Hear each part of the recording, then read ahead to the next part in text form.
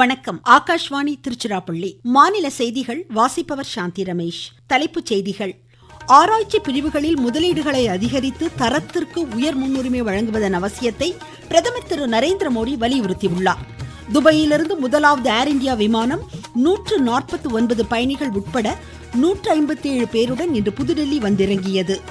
சமூக பாதுகாப்பு திட்டத்தின் கீழ் முதியோர், கைம்பெண்கள், மாற்றுத்திறனாளிகள் உள்ளிட்டோருக்கு தலா 2000 ரூபாய் சிறப்பு நிதி வழங்கப்படுவதாக முதலமைச்சர் திரு மு.க. ஸ்டாலின் அறிவித்துள்ளார்.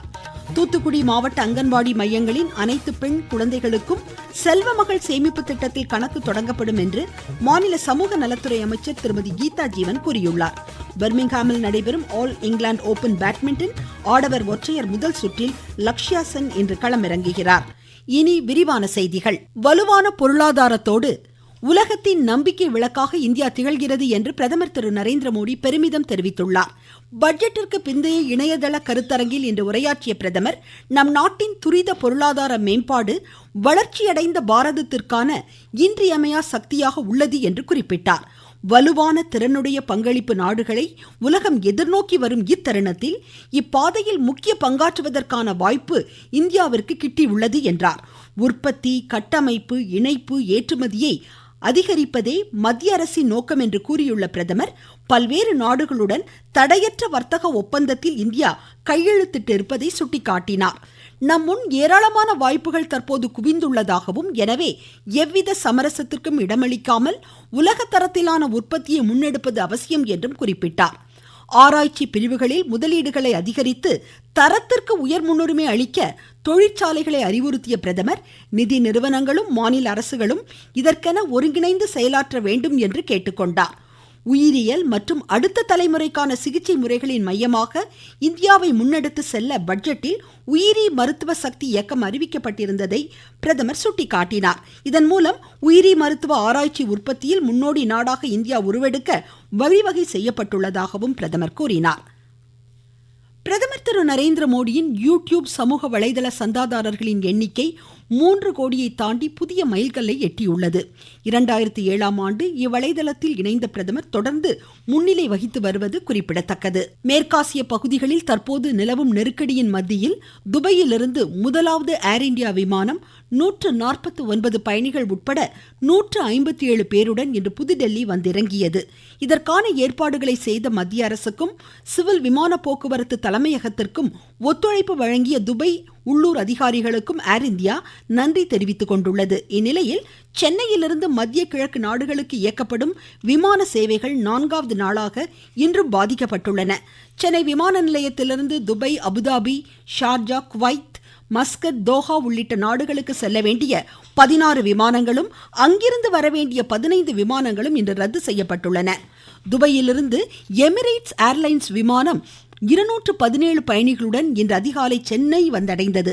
மறுமார்க்கமாக சென்னையிலிருந்து 48 பயணிகள் உட்பட 60 பேருடன் துபாய்க்கு இந்த விமானம் மீண்டும் புறப்பட்டு சென்ற நிலையில் அந்நாட்டின் வான்வெளி போக்குவரத்து மூடப்பட்டதால் விமானம் மீண்டும் சென்னைக்கு திரும்பியது. இதில் உள்ள பயணிகள் தற்போது பல்வேறு ஹோட்டல்களில் தங்க வைக்கப்பட்டுள்ளனர். துபாய் வான்வெளி திறக்கப்பட்ட பின்னர் இவர்கள் மீண்டும் துபாய்க்கு அழைத்து செல்லப்படுவார்கள் என்றும் தெரிவிக்கப்பட்டுள்ளது. இதனிடையே ஈரான் தலைநகர் டெஹ்ரான் மற்றும் லெபனான் தலைநகர் பெய்ரூட்டில் ராணுவ தளங்கள் மீது இஸ்ரேல் தொடர்ந்து தாக்குதல்களை நடத்தி வருகிறது. லெபனானில் உள்ள ஹிஸ்புல்லா அமைப்பு ஈரான் சார்பாக தங்கள் நாட்டின் மீது தாக்குதல் நடத்தியதாக குற்றம் சாட்டிய இஸ்ரேல், ஹிஸ்புல்லா கட்டமைப்பின் மீதும் தாக்குதல் நடத்தப்படுவதாக கூறியுள்ளது. இதனிடையே தெற்கு ஈரான் கரீஷ் நகரில் இன்று நிலநடுக்கம் ஏற்பட்டது. இது ரிக்டர் அளவுகோலில் 4.3 பதிவானது.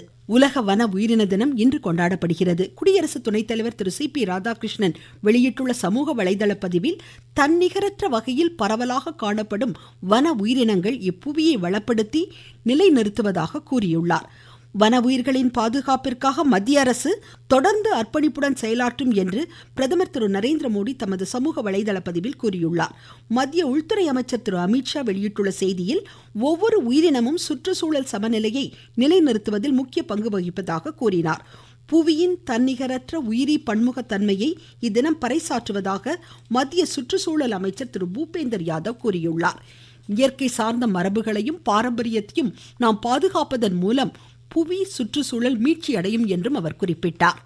நீங்கள் கேட்டுக்கொண்டிருப்பது ஆகாஷ்வாணியின் மாநில செய்தி அறிக்கை. மக்கள் போற்றும் மத்திய பட்ஜெட். தமிழகத்தின் ரயில் மேம்பாட்டு திட்டங்களுக்கு 7611 கோடி ரூபாய் நிதி ஒதுக்கீடு. சென்னையிலிருந்து ஹைதராபாத் மற்றும் பெங்களூருவுக்கு புல்லட் ரயில் வழித்தடம். தென்னை விவசாயிகளுக்கான ஊக்குவிப்பு திட்டம். ஆதிச்சநல்லூரில் சர்வதேச தரத்திலான கலாச்சார மையம். பொதிகை மலையில் மலையேற்றத்திற்கான வழித்தடம். பழவேற்காடு ஏரியில் பறவைகள் காட்சி மையம். மாவட்டந்தோறும் மகளிர் விடுதிகள். தமிழகம் மட்டுமின்றி நாடே போற்றும் மத்திய நிதிநிலை அறிக்கை. வளர்ச்சியடைந்த இந்தியாவிற்கான பயணத்தில் மோடி அரசு தொடரும் சீர்திருத்த நடவடிக்கைகள். தமிழ்நாட்டில் சமூக பாதுகாப்பு திட்டத்தின் கீழ் முதியோர், கைம்பெண்கள், மாற்றுத்திறனாளிகள், பராமரிப்பு உதவித்தொகை பெறும் மாற்றுத்திறனாளி குடும்பங்கள், வயது முதிர்ந்த திருநங்கைகளுக்கு சிறப்பு நிதியாக அரசின் சார்பில் தலா 2000 ரூபாய் அவர் தம் வங்கி கணக்கில் இன்று வரவு வைக்கப்பட்டுள்ளது. இதற்கான அறிவிப்பை தமது சமூக வலைதள பதிவில் வெளியிட்டுள்ள முதலமைச்சர் திரு மு க ஸ்டாலின், இதன்படி இப்பிரிவினர் அனைவருக்கும் அவர்களின் மாதாந்திர உதவித்தொகையோடு சிறப்பு உதவித்தொகையும் வழங்கப்படுவதாக கூறினார். மீனவர்களுக்கான மீன்பிடி தடைக்கால உதவித்தொகை, பசும் தேயிலை கிலோவிற்கு 2 ரூபாய் ஆதார விலை வழங்கப்படுவதாகவும் முதலமைச்சர் குறிப்பிட்டார். முதலமைச்சர் 46 கோடி ரூபாய் மதிப்பிலான பல்வேறு முடிவடைந்த திட்டப்பணிகளை சென்னையில் இன்று தொடங்கி வைத்தார்.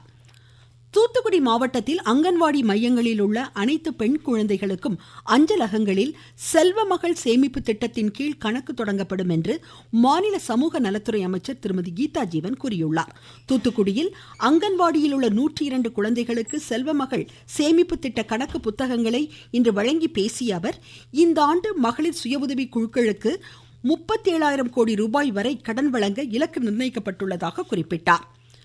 நாட்டின் பல்வேறு பகுதிகளில் இந்த ஆண்டின் முதல் சந்திர கிரகணத்தை இன்று பிற்பகல் காணலாம். பிற்பகல் 3:20க்கு தொடங்கி மாலை 6:47 மணி வரை இந்த கிரகணம் நீடிக்கும் என்று திருச்சி அண்ணா அறிவியல் மைய கோளரங்கத்தின் திட்ட இயக்குனர் திரு அகிலன் தெரிவிக்கிறார். நிலா சிவப்பு நிறத்தில் ஒளிர்வதுடன் நீல விளிம்புடன் காட்சியளிக்கும். முழு கிரகணத்தின் போது சூரிய ஒளி பூமியின் வளிமண்டலத்தை சுமந்து வளைந்து செல்கிறது. இதனால் நீல ஒளி சிதறுகிறது. சிவப்பு ஒளி மட்டும் நிலவை அடைகிறது. இதனால் நிலா அடர் ஆரஞ்சு நிறத்தில் தோன்றும்.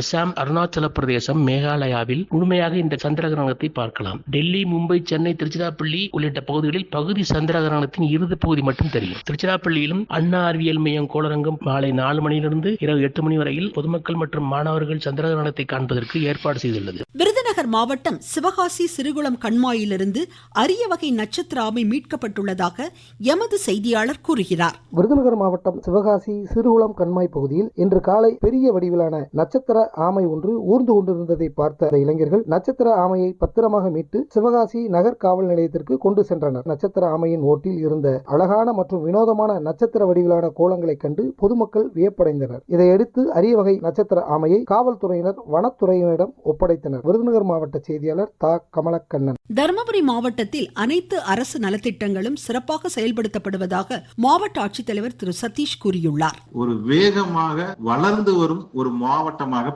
தர்மபுரி மாவட்டம் திகழ்ந்து எல்லா கோணங்களிலுமே வளர்ந்து வந்துகிட்டு இருக்கு. கல்வியிலையும் சரி, தொழிலையும் சரி, அடிப்படை கட்டமைப்புகளையும் சரி, ரோடு, குடிநீர், இப்படி எல்லாத்தையும் வேகம் வளர்ந்து வந்துகிட்டு இருக்கு. நாகப்பட்டினத்தில் தேர்தல் பணியாற்ற விரும்பும் முன்னாள் படை வீரர்கள் மாவட்ட முன்னாள் படை வீரர் நல உதவி இயக்குனர் அலுவலகத்தை தொடர்பு கொள்ளலாம் என்று ஆட்சித்தலைவர் திரு ஆகாஷ் கூறியுள்ளார். பர்மிங்ஹாமில் நடைபெறும் ஆல் இங்கிலாந்து ஓபன் பேட்மிண்டன் ஆடவர் ஒற்றையர் முதல் சுற்றில் லக்ஷ்யா சென் சீனாவின் ஹியூகி ஷியை இன்று எதிர்கொள்கிறார். மகளிர் ஒற்றையர் முதல் சுற்றில் மால்விகா பன்சத் சீனாவின் யூஃபை சென்னையும், உன்னதி ஹூடா தாய்லாந்தின் பான்பாவி சோச்சுவோங்கையும் இன்று எதிர்கொள்கின்றனர். மீண்டும் தலைப்புச் செய்திகள். ஆராய்ச்சி பிரிவுகளில் முதலீடுகளை அதிகரித்து தரத்திற்கு உயர் முன்னுரிமை வழங்குவதன் அவசியத்தை பிரதமர் திரு நரேந்திர மோடி வலியுறுத்தியுள்ளார். துபாயிலிருந்து முதலாவது ஏர் இந்தியா விமானம் 149 பயணிகள் உட்பட 157 பேருடன் இன்று புதுடெல்லி வந்திறங்கியது. சமூக பாதுகாப்பு திட்டத்தின் கீழ் முதியோர், கைம்பெண்கள், மாற்றுத்திறனாளிகள் உள்ளிட்டோருக்கு தலா 2000 ரூபாய் சிறப்பு நிதி வழங்கப்படுவதாக முதலமைச்சர் திரு மு க ஸ்டாலின் அறிவித்துள்ளார். தூத்துக்குடி மாவட்ட அங்கன்வாடி மையங்களின் அனைத்து பெண் குழந்தைகளுக்கும் செல்வமகள் சேமிப்பு திட்டத்தில் கணக்கு தொடங்கப்படும் என்று மாநில சமூக நலத்துறை அமைச்சர் திருமதி கீதா ஜீவன் கூறியுள்ளார். பர்மிங்ஹாமில் நடைபெறும் ஆல் இங்கிலாந்து ஓபன் பேட்மிண்டன் ஆடவர் ஒற்றையர் முதல் சுற்றில் லக்ஷ்யா சென் இன்று களமிறங்குகிறார். இத்துடன் இந்த செய்தி அறிக்கை முடிவடைந்தது.